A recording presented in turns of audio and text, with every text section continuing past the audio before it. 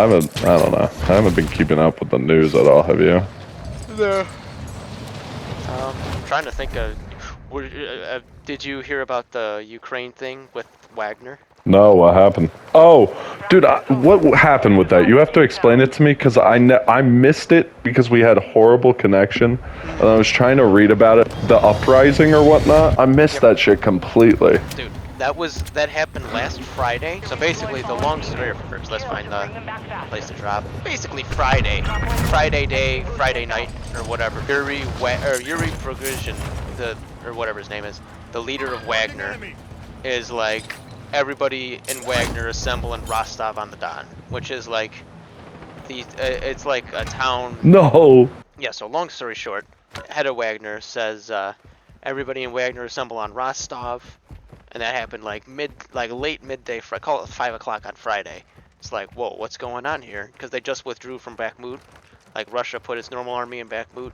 Wagner pulled out, and then all of a sudden they're like everybody assembling in Rostov, and then all of a sudden they're like taking control. Like 25,000 of them are in there, and they just took control of the city. Like they're setting up checkpoints. They're like, whatchamacallit, putting like getting in minor skirmishes with local security forces. Like, what's going on? Next thing you know, he says, all right, we're going to march to Voronezh, which is like 200 miles from Moscow, which sounds far away, but it's very, very close. And they did that within like a few hours, which is crazy. And then Putin declared an emergency. They put all the security forces in Moscow. They were fortifying the streets in Red Square. There was a curfew, and then so like this was into Friday night, like 1, 2 in the morning on Friday. What's up, Boopy boys? What's Oh, up? what's up, brother? Charlie, I'm in the middle of learning about the uprising and so Wait, learning about what? the uprising and I don't know. Sam, you explain it. Yeah. That's all I heard is there was like almost It was almost a civil war. It lasted a yeah. day, but it was basically, and like they get to Voronezh, they're closing in on Moscow. They're marching unopposed to Moscow. There's about to be a big bloodbath for Moscow, and then all of a sudden, Lukashenko, the president dictator of Belarus, Putin ally, brokers a deal with Prigozhin where Prigozhin doesn't get any charges filed against him, but he gets to live in exile in Belarus, and all the Wagner people can either join the Russian army or go to Belarus and go with Prigozhin. And a bunch of them, or they split. I don't know what percent of them went to Belarus, which of them stayed or whatnot, but like, for a minute there, it looked like there was gonna be fucking the second Russian Civil War, and the memes were great because it was just like, this is just the Call of Duty Modern Warfare 2 campaign. Like, just another day at the office. We got a civil war in Russia, ultra nationalists versus loyalists, and all that. But Oh, wait. So this just happened? a week ago, last Friday to last Saturday. Nah, I didn't hear about that. At first, I thought you were like talking about like around World War II because you said, oh wait, you said Putin ally. I was thinking, Like Stalin. Stalin. Yeah, Yeah. I don't know why. I mean, fair enough. But basically, the reason why the uprising happened was because Russia, like the Russian government, was like, we're gonna dismantle Wagner because they've gotten too independent. Because they've just been like the only Russian unit that's successful in Ukraine, and like they took Bakhmut. They beat the Ukrainians at Bakhmut, and like the Russians have been like denying them ammunition and basically just trying to get them killed because they are a mercenary force and technically aren't under really their power.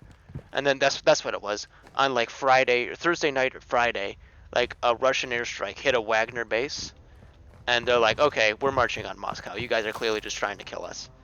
And they said that they heard reports from the inside that uh the Russian military was trying to disband Wagner. Like they were giving them an ultimatum to like either become part of the Russian military or to be disbanded. And they were afraid that they'd get put on trial because they've been talking mad shit about the Russians. Like Prigozhin, the leader of the rebellion, talked shit about Putin.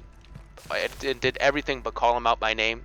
Called him the old man and that he's killing Russian soldiers. There's a famous video of him in Bakhmut with about 50 of his own dead men in the background. He's like, these men all died because the Russian military refuses to give us artillery and air cover, and they're leaving us out. Like he's a madman. And yeah, but he's in Belarus now, and the future of the Russian army remains uncertain. But it was about to be fucking Mad Max. What the fuck was that? Wait, so do you think the soldiers too are thinking like this is so pointless? Like, why are we dying for this? Or is it like the higher ups are kind of wait? What was the guy's name you were talking about? Prigozhin. Prigozhin's the leader of the So rebellion. he's Russian. Yep. And here's the thing about Wagner. They're really like they're in several wars right now outside of Ukraine. Like they've got like several separate wars going on in Africa right now, where they got like a mini empire. But they're a mercenary company, so they're a third party outside of the Russian military. So like they don't really take orders from Putin like a Russian soldier on the ground would take orders from Putin. They take orders from Prigozhin, who in theory takes orders from Putin because Putin pays him. But all of a sudden, like the Russian military's like not withholding ammunition from them, and then they're bombing their own air bases or their own bases because Wagner is one of the most effective units, but they're one of the most aggressive units. So they take very high casualties. So to replenish their ranks, they scour the prisons. So they've got convicts and murderers and rapists fighting as under Wagner. So they're like the bad guys, but they're really effective at fighting war. So the Russian military doesn't really want much to do with them because one, they're a bad stain on like Russian prestige because they're a bunch of fucking rapists and murderers. Oh, Sam, I don't know how to get into the zone. Neither do I guess. I was just listening to you, so I was just sitting in that corner for a fucking minute. Yeah, I've been on my soapbox here. Shit's going crazy in Russia. It seems like everything's calmed back down, but the latest news is that there is one Russian general, like of the MOD, which is like the Russian government and Russian military, who cooperated with Wagner and like coordinated with the rebels, and he hasn't been seen in like, I think it's almost a week at this point. It's not a week, it's 5 days at this point. So people are thinking he's like under questioning or being tortured or being killed or is already dead. And because like on the day of the uprising, he sent out a speech via video to Wagner, who was like, "We urge you to lay down your arms, don't march on Moscow, don't spill Russian blood." Oh shit. But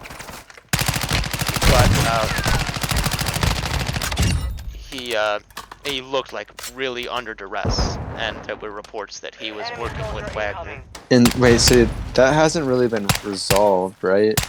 It's sort of resolved in that Wagner is basically no more. Like they're either going to be teaching the Belarusians how to fight, or they're going to be or depending on who goes, how many of them go where, they're going to be just joining the Russian army as like a specialized unit now. It's like a special forces sort of thing. This is one of them.